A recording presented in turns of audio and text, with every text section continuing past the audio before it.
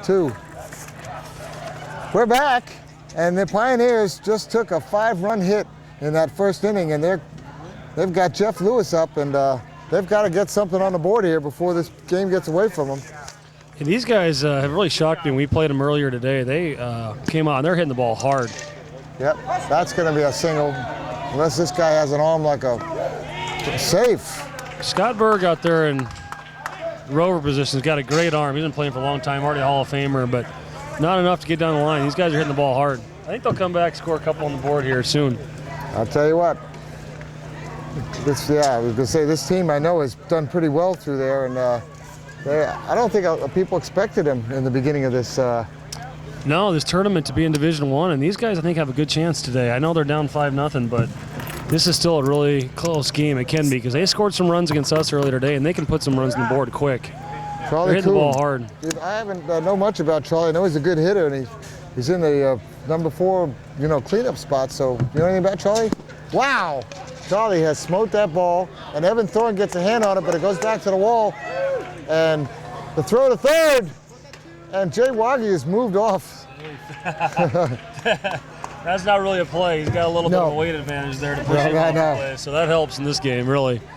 The guys love the contact. Jeff Lewis hit him strong, and Charlie stayed at single on that long single, but Evan, he was quick at getting that ball, even though it got past him.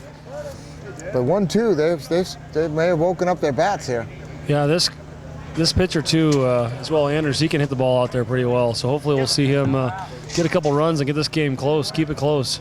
Because Saints can blow up a game pretty quick. 5-0 in 1 inning, they can get on the board and get 10-15. And that's what's tough in this game. It's kind of a psychological problem that we're running into. Is like some of these teams out here that score 9, 10, 12 runs, and the other team doesn't think they can do that, they kind of give up. Once they get 5 runs, 8 runs, 9 runs, they're in disbelief that they can get that many runs on the board. So it's a great psyche to get ahead of them in the first couple innings, scored a lot of runs. I saw a game recently that some team scored quite a few runs, and the other team almost came back. Yeah. It was 12-9 at one point before they got submerged again by that Twins team. I guess that was your Barons. That was us, but yeah, that's why we like to be. We're kind of different. We like to be visitors because we like to come out and score runs right away from the get-go and try to put the team down where everybody else, of course. Ooh. Wow. Dave Anders with a big hit, and that's going to go to the wall. Dave Anders digging, the run scores. The Pioneers are on the board, and they'll have men at second and third. Wow. Big double there. Yeah, the Pioneers come back in this game. They got some good offensive power, and it's through their whole lineup, too. It's not necessarily just 1 or 2 guys. They got some big guys that can put the ball out there and are consistent. I'll tell you what, they had 0 hits the first time up with their first 3 batters, and then the next 3 have all gotten hits. So they woke them up quick. Don Davidson, the second baseman. Yeah, you'll see some different strategies out here, that, not necessarily maybe your 1 or 2 guys are your best hitters, but your 3, 4, 5, 6 sometimes are just as good as your 1, 2, and get some runs on the board quick. And he hits a good one, and that's going to be Lucky coming up on it. Lucky can get it. He can throw him out. Got him. And he got him. Got a run to score. Got a run down here. Oh, we got a run down. These are always difficult plays. You got to get out of the way when he needs to. Oh! Another run dropped scores. The ball. And those rundown plays in this game are so much difficult because with the able-bodied players, they can cut and move so much faster. With the chairs being in the way, it's always a problem. Catching and throwing and catching and throwing and trying to get out of the way, and that just shows right there that one simple throw and a catch gets a guy a run. Well, it's tough sometimes for the quads to get a hold of that ball. And anyway, they've brought 3 runs in, I believe, on that. 5-3 now. Yeah, they've come alive. And we have David Hudler up. Used to play tennis.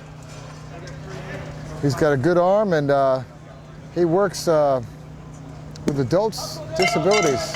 Should be. Oh, look at that. I cannot believe that. I think it was that Brandon Downs who missed that one out there? That was Connor Downs. Connor missed that. Oh, that hurt. That's a double, but that keeps this inning alive. 1 out still. Those balls are deceiving out there in the outfield, especially when you get a little hop that's within 3, 4, 5 feet from you. You think it's going to come bounce up in your hands and it maybe skid straight, and you can just see there. He went to stand up thinking it was going to bounce high, and it bounced right underneath his hand. I know. You would know how tough it is out there. That's your world out there. That is. I know. I get a lot of flack out there being in the outfield. I think that's an easy routine play, and I said, wow. I've been out there enough to now know what the easy play and the simple play should be. So, well, this is Doug Dumas, or Dumas. I'm not sure how he pronounces it. We can give him the French Dumas. There we Doug go. Dumas, you know.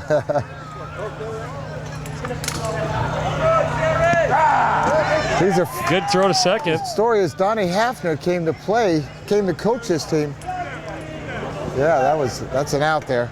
Strikeout there. But strikeout. But I was just gonna say, Donnie Hafner, the coach, came as a friend of Doug's to help, and then years later he stepped up to be the coach. So it's funny how sometimes you get here and you get the bug. It's like, you know, like a virus gets you, and all of a sudden you're in the sport, and now you've changed your world. And I mean, you too, in a sense. I mean, you were playing, you know, baseball in the minors, right? Yep, I grew up playing. This should be an easy play here for Jerry to throw him out here at first. Junior's got it. Yep. And there it is. There's 3 outs. 3 outs, but not before 3-run score. Put the Pioneers on the board. Keep a close game back in at 5-3. On 4 hits. So yeah, here come the Saints. Yeah, they're going to come right back. Marching back in here. Where are we at in the order here? Bottom of the order. And we're at the bottom, Jay Waggy. But Waggy's a good hitter. I've seen him. Look, and there's the top. I mean, what can you say when you get 9 guys up in an inning? Yeah, you're able to score some runs, but yeah, I have some good history out here in playing. I enjoy playing softball, baseball, whatever it has been. So it's been a good. So who were you playing with, though? Were you playing in some of the minors? Yeah, I was playing down in the Gulf Coast for the Kansas City Royals, down in Florida, just outside of Orlando. I actually only got a lot of guys. Was that the single A group down there? Yeah, it's our A program. So you used to play there against the Tampa. Yep, we played against Tampa and Phillies and the Yankees. So, every 2 days we switched and played somebody else down there. And wasn't Toronto have a team down there or no? No, I don't know where Toronto was located at. We didn't play against them very often. We played against the Mets a few times as well in the playoffs, but it's a great experience. I can't ever say enough about how much I learned up there playing, down there playing. Were you there playing at Legends Field at all? Yep, played there quite a few times. Hits the ball and he doesn't catch it, and foul ball. It was a great time because actually Darryl Strawberry, during one of his rehab stints, came down there and played against us. That guy was amazing. We talked to some of the trainers, but I mean, in batting practice, the guy would hit 80% of the balls over the fence. He was just a phenom, and it's too bad that he had to get kind of caught up in drugs and everything else. But I know Darryl. But yeah, it was a great time. I've been in on that ride a little bit. Yeah. Oh, that's nice hit by Jerry. I told you. Look, he caught that one. Oh, I guess he scooped it, and he's safe. He's safe. He hustled down there. The ball. I thought he had it, but he must have trapped it. Yeah, it was a little one-hopper out there to him. Yeah. Well, there you go. The Saints come marching back in with a leadoff single, and back to Evan Thorne he had a single in the first. Yeah, but a lot of guys in the minor leagues think I was a hitter down there. I was only a pitcher down in the minor league, so I got all my hitting from my college career. So. But you know what? I may have seen you on the field or whatever, because I used to go to a lot of. Look at that shot. That is almost a moonshot. What a catch! What a catch by. Let's see, who is that who caught that one? Valdez Bradley. Wow, what a catch that was. That was a nice play. That's a tough catching that ball over your head out there, especially in left, because I don't know if you can tell, but there's a flag over here over our shoulders. The wind's blowing pretty heavily to left field today. Yeah, he's a rookie. And he's fast, and you can see he's got a good mitt out there. Well, he doesn't have a mitt, but what he has, he's using well.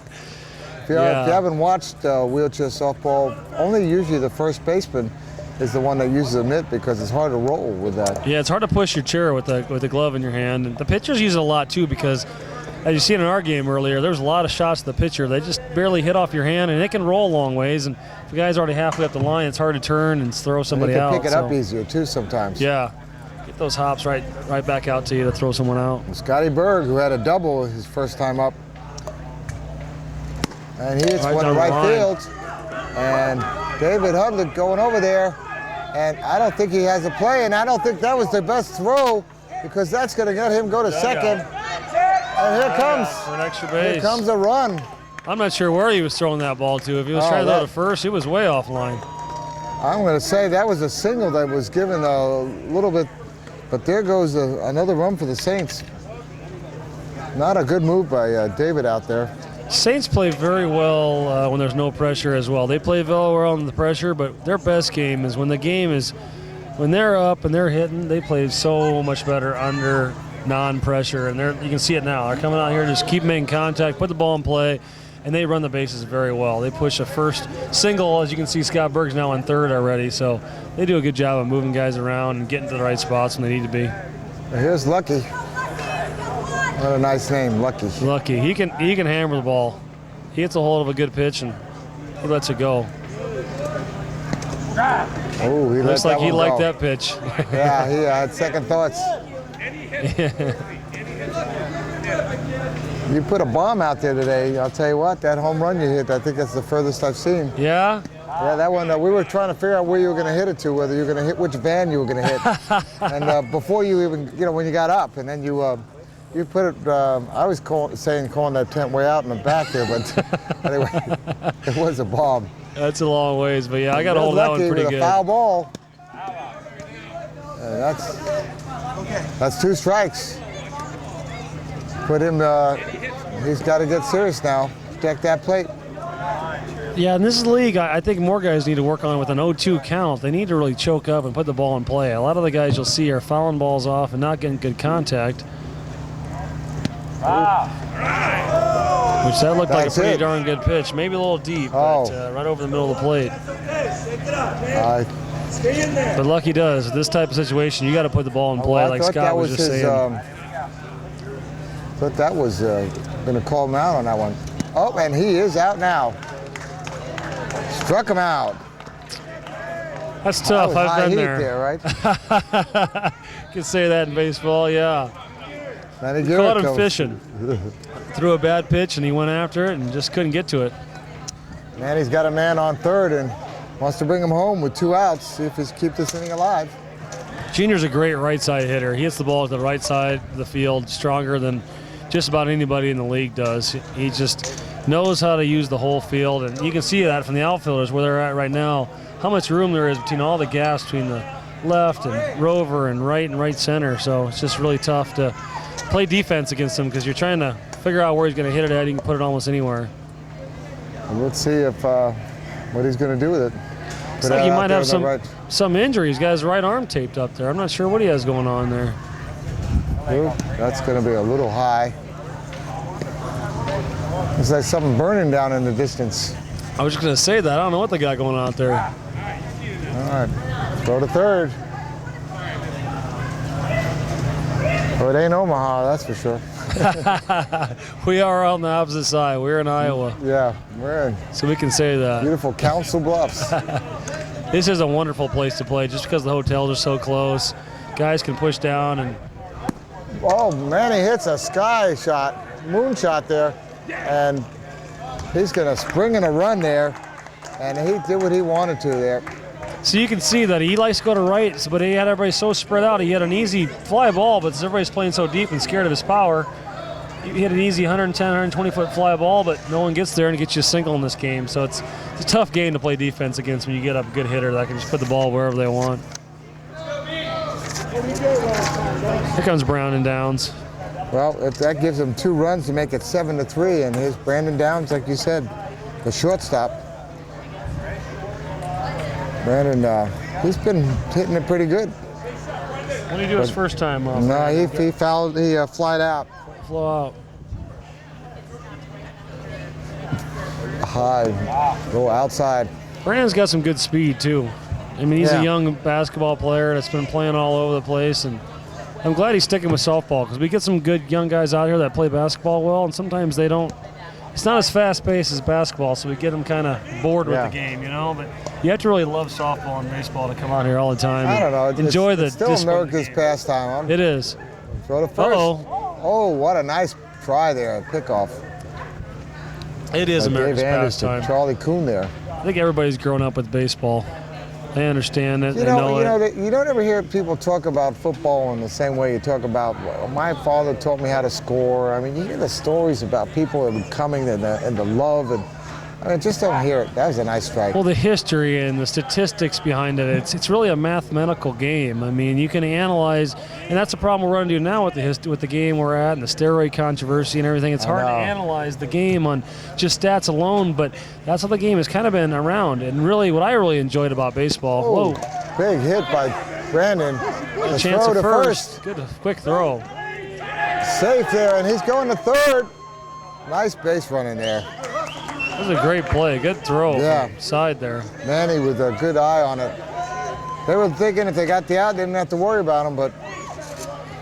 And here comes Rick Cooper. He has an opportunity to score another run here with a man on third. Cooper's the next Major League Baseball pitcher. Really? Yeah. Did he actually make it up to the bigs? Oh yeah, he pitched for a while in the big leagues. Yeah, he's so he understands the game. I've talked to some of these guys for that understand the game and playing forever, and it's fun just to talk history of baseball. They just just understand the game and know it. And that's what I love about baseball. Sometimes you can play against the game. You don't have to play against the other team. If you hit the ball, throw the ball, and play sound, you don't have to play against their team. You just play against the game. The pitch is thrown, and okay, Rick puts it in play. The throw to first, and in time, and that will end the inning there. But not before another 2 runs go up on the board to give a 7-3 game here. And we're on X-Able. Brent Rasmussen and Rob Rowan will be back in a minute.